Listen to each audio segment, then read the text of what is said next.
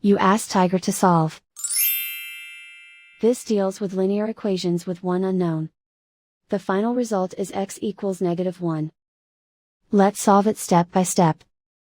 Swap sides. Group all constants on the right side of the equation.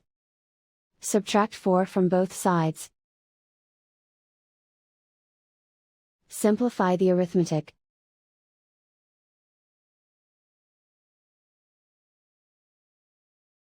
Isolate the x. Divide both sides by -3. Cancel out the negatives.